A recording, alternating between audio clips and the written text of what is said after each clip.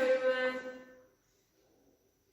ನಾವಿವತ್ತು before going to class we are discussing yesterday classes. ನಾವು ನಿನ್ನೆ ಏನೆಲ್ಲ ತಿಳ್ಕೊಂಡಿದ್ವಿ ಅಂದರೆ ಬೇಸಿಕ್ ಟರ್ಮ್ಸ್ ಆಫ್ ಅಕೌಂಟಿಂಗ್ನ ತಿಳ್ಕೊಂಡಿದ್ವಿ. ನಿಮಗೆಲ್ಲ ಗೊತ್ತಲ್ವ ಬೇಸಿಕ್ ಟರ್ಮ್ಸ್ ಆಫ್ ಅಕೌಂಟಿಂಗ್ ಅಂದ್ರೇನು, ಮೇನಾಗಿ ಯಾವುದೆಲ್ಲ ನಾವು ಅಕೌಂಟಿಂಗ್ ಪ್ರಾಬ್ಲಮ್ಸ್ನ ಮಾಡೋಕ್ಕೆ ಅವೆಲ್ಲ ಬೇಸಿಕ್ ಥಿಂಗ್ಸ್ ಬಗ್ಗೆ ನಾವು ತಿಳ್ಕೊಂಡಿರಬೇಕು. ಅದು ತುಂಬ ಇಂಪಾರ್ಟೆಂಟ್ ಆಗುತ್ತೆ. ನಿಮಗೆ ಎಕ್ಸಾಮ್ಸ್ಗೆ 2 ಮಾರ್ಕ್ಸ್ಗೆ ಕಂಪಲ್ಸರಿಯಾಗಿ ಅದರಲ್ಲಿ ಕೇಳ್ತಾರೆ. ಏನೇನು ಡಿಸ್ಕಸ್ ಮಾಡಿದ್ವು ನಾವು ನಿನ್ನೆ? ಗೂಡ್ಸ್ ಅಂದ್ರೇನು, ಬಿಸ್ನೆಸ್ ಅಂದ್ರೇನು, ಎಂಟಿಟಿ ಅಂದ್ರೇನು, ಮತ್ತೆ ಲಾಸ್ ಅಂದ್ರೇನು, ಪ್ರಾಫಿಟ್ ಅಂದ್ರೇನು, ರೆವಿನ್ಯೂ ಅಂದ್ರೇನು, ಪರ್ಚೇಸ್ ಅಂದ್ರೇನು, ಸೇಲ್ಸ್ ಅಂದ್ರೇನು, ಹೀಗೆ ಎನ್ ನಂಬರ್ ಆಫ್ ಐಟಮ್ಸ್ನ ನಾವು ತಿಳ್ಕೊಂಡಿದ್ವು. In that we are mainly concentration on only terms of accounting. In this class we are going to know the features and objectives of accounting. ನಮಗೆ features ಮತ್ತೆ objectives 6 marks ಗೆ important.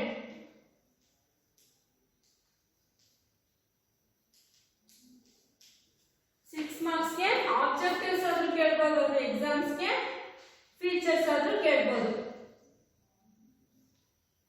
Important features, ಏನೆಲ್ಲ features ಇರುತ್ತೆ accounting ನಲ್ಲಿ ಅಂತ ನಾವು ನೋಡೋದಾದ್ರೆ, first one is identification. You want to mainly identifying the units of accounting records. First ನಾವು ಅದು ಯಾವ, ಇವಾಗ ನಮಗೆ n number of management system are there in the organisation. N number of systems ಇದ್ದಾಗ, ಮ್ಯಾನೇಜ್ಮೆಂಟ್ಸ್ ಇದ್ದಾಗ, ಇವಾಗ ಯಾವುದು ಪರ್ಚೇಸಿಗೆ ಬರುತ್ತೆ, ಯಾವುದು ಸೇಲ್ಸಿಗೆ ಬರುತ್ತೆ, ನಮಗೆ ಇನ್ಕಮ್ ಆಗಿದೆಯಾ, ಎಕ್ಸ್ಪೆಂಡಿಚರ್ ಆಗಿದೆಯಾ, ಮೇನ್ ಆಗಿ ನಾವು ಐಡೆಂಟಿಫೈ ಮಾಡ್ತಾ ಹೋಗ್ಬೇಕಾಗುತ್ತೆ.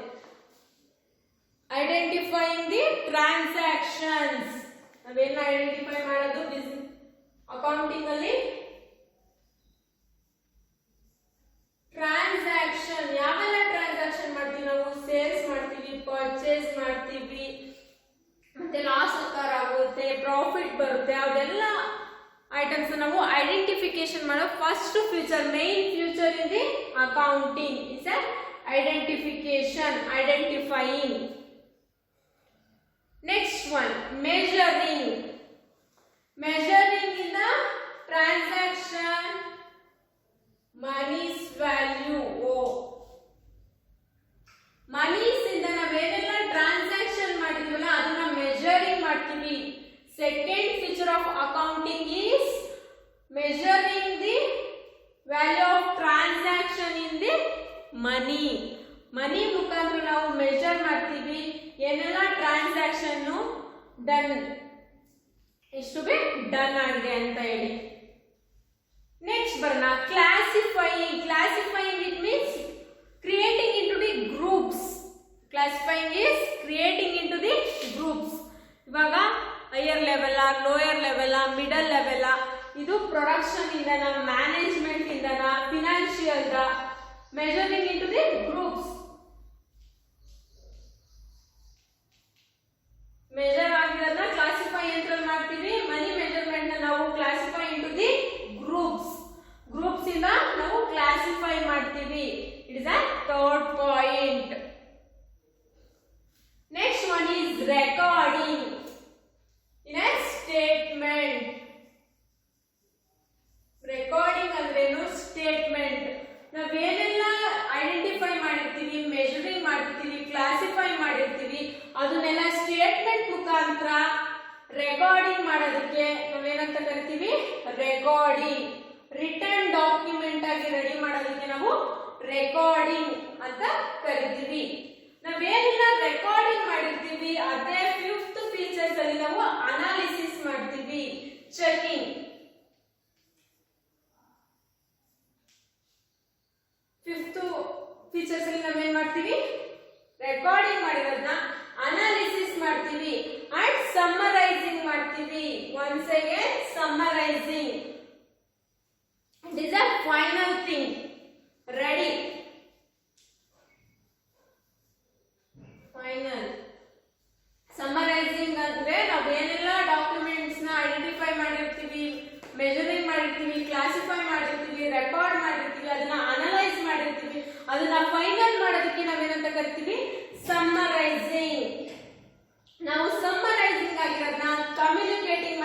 ಯಾರಿಗೆ accounting users.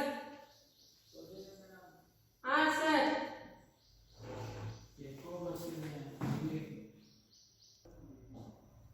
communicating is a accounting users. Accounting users ಯಾರಿದ್ದಾರೆ? internal users and external users. internal within the company, external the outside of the company. communicating ಮಾಡ್ತೀವಿ.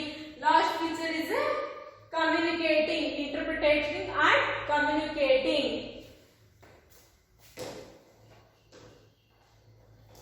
next ನಾವು ಇವಾಗ ಆಬ್ಜೆಕ್ಟಿವ್ಸ್ ಆಫ್ ಅಕೌಂಟಿಂಗ್ ನೋಡೋಣ. ಅರ್ಥ ಆಯ್ತಲ್ವಾ? ಫೀಚರ್ಸ್ 6 ಮಾರ್ಕ್ಸ್ ಗೆ important. ಇದೆಲ್ಲ concept ನ ಈ ಮುಖಾಂತರ ನೀವು ನೆನ್ಪಿಟ್ಕೊಂಡ್ರೆ ಈಸಿಯಾಗಿ ಎಕ್ಸಾಮ್ಸ್ ಅಲ್ಲಿ ರಿಮೈಂಡ್ ಮಾಡ್ಕೋಬಹುದು. Next one is objectives of accounting. First objective ಏನು ಅಂದ್ರೆ maintenance of records of business transaction. Maintenance of records of business transaction. ನಾವು ಬಿಸ್ನೆಸ್ ಅಲ್ಲಿ ಏನೆಲ್ಲ ಟ್ರಾನ್ಸಾಕ್ಷನ್ ಆಗ್ತಿದೆ ಅದನ್ನ ಮೇಂಟೈನ್ ಮಾಡೋದು ನಾವು ಆಬ್ಜೆಕ್ಟಿವ್ಸ್ ಆಫ್ ಅಕೌಂಟಿಂಗ್ ಅಂತ ಕರಿತೀವಿ. ಅರ್ಥ ಆಯ್ತಲ್ವಾ? Maintenance of books of accounting transaction of business organisation we called as a main objective in the accounting. ಏನೆಲ್ಲ ಬಿಸ್ನೆಸ್ ಅಲ್ಲಿ ಟ್ರಾನ್ಸಾಕ್ಷನ್ ಆಗ್ತಿದೆ ಅದನ್ನ ನಾವು ಮೇಂಟೈನ್ ಮಾಡೋದನ್ನ ಆಬ್ಜೆಕ್ಟಿವ್ಸ್ ಅಂತ ಕನ್ಸಿಡರ್ ಮಾಡ್ತೀವಿ. ಯಾವಾಗ? ಅಕೌಂಟಿಂಗ್ ಅಲ್ಲಿ ಬಂದಾಗ. ರೆಕಾರ್ಡ್ಸ್ ಅಂದ್ರೆ ಗೊತ್ತಾನೆ, ಸೇಲ್ ಆಗಿರೋದು, ಪರ್ಚೇಸ್ ಆಗಿರೋದು, ನಮಗೆ ರೆವಿನ್ಯೂ ಬಂದಿರೋದು, ಪ್ರಾಫಿಟ್ ಆಗಿರೋದು, ಲಾಸ್ ಆಗಿರೋದು, ಅದನ್ನೆಲ್ಲ ನಾವು ರೆಕಾರ್ಡ್ ಮಾಡ್ತೀವಲ್ಲ. ಯಾವುದನ್ನ ರೆಕಾರ್ಡ್ ಮಾಡೋದು? ನಾವು ಒಂದು ಬಿಸ್ನೆಸ್ ಆರ್ಗನೈಸೇಷನ್ ಅಲ್ಲಿ ಆಗಿರೋ ಟ್ರಾನ್ಸಾಕ್ಷನ್ಸ್ ನ. Next calculation of profit and loss.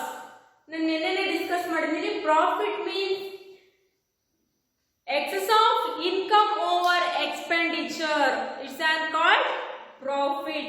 ನಾವು ಏನು ಇನ್ವೆಸ್ಟ್ ಮಾಡಿರ್ತೀವಿ ಅದಕ್ಕೆ ರಿಟರ್ನ್ ಆಗಿ ನಮಗೆ ಇನ್ವೆಸ್ಟ್ ಮಾಡಿರೋದಕ್ಕಿಂತ ಜಾಸ್ತಿ ಸಿಕ್ಕಾಗ ಅದನ್ನು ನಾವು ಪ್ರಾಫಿಟ್ ಅಂತ ಕರಿತೀವಿ.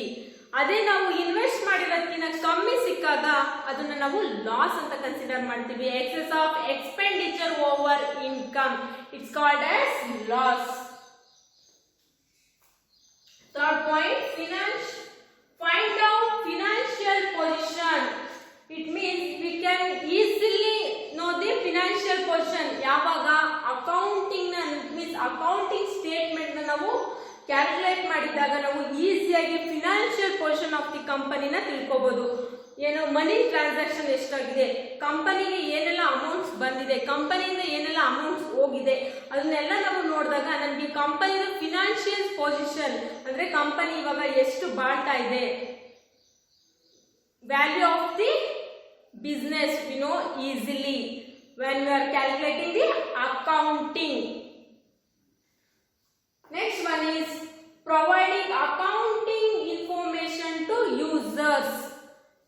ನಾವಿವಾಗ ಬಾಯಿಲೇನೆ ಎಲ್ಲರಿಗೂ ಹೇಳಕ್ಕಾಗಲ್ಲ ನಮ್ದು ಅಕೌಂಟಿಂಗು ಮತ್ತೆ ಇಷ್ಟು ಪ್ರಾಫಿಟ್ ಬಂದಿದೆ, ಇಷ್ಟು ಲಾಸ್ ಬಂದಿದೆ, ನಾವು ಇಷ್ಟು ಮೆಷಿನರಿ ಪರ್ಚೇಸ್ ಮಾಡಿದೀವಿ, ಈ ಮೆಷಿನರಿ ವ್ಯಾಲ್ಯೂ ಇಷ್ಟಿದೆ ಇವಾಗ, ಮತ್ತೆ ನಮಗೆ ಬ್ಯಾಲೆನ್ಸ್ ಶೀಟ್ನ ನಾವು ತೋರಿಸ್ಬೇಕು. ಯಾವ ಥರ ಎಲ್ಲ ನೀವು ಮೈಂಡಲ್ಲಿ ಸ್ಟೋರ್ ಮಾಡೋಕ್ಕಾಗುತ್ತಾ? ಪ್ರತಿ ಇಯರ್ನು ಅದಕ್ಕೋಸ್ಕರ ನಾವು ಅಕೌಂಟಿಂಗ್ ಸ್ಟೇಟ್ಮೆಂಟ್ನ ಯೂಸ್ ಮಾಡಿಕೊಂಡು ಅಕೌಂಟಿಂಗ್ನ ಮಾಡಿದಾಗ ನಾವು ನಮಗೆ ಈಸಿಯಾಗಿ ಇನ್ಫಾರ್ಮೇಶನ್ ಯೂಸರ್ಸ್ಗೆ ಕೊಡ್ಬೋದು. ಯಾವ್ಯಾವ ಯೂಸರ್ ಇದ್ದಾರೆ?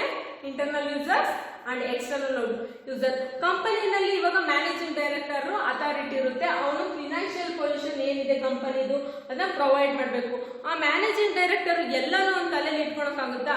ಹಂಗಾಗಿ ಅಕೌಂಟಿಂಗ್ನ ಮಾಡಿದಾಗ ಅವನು ಅಕೌಂಟ್ಸ್ನ ಪ್ರಿಪೇರ್ ಮಾಡಿ ಅವನು ಈಸಿಯಾಗಿ ಇಂಟರ್ನಲ್ ಯೂಸರ್ಸ್ಗೆ ಮತ್ತೆ ಎಕ್ಸ್ಟರ್ನಲ್ ಯೂಸರ್ಸ್ಗೆ ಪ್ರೊವೈಡ್ ಮಾಡ್ಬೋದು. I think you all understood the objective and features.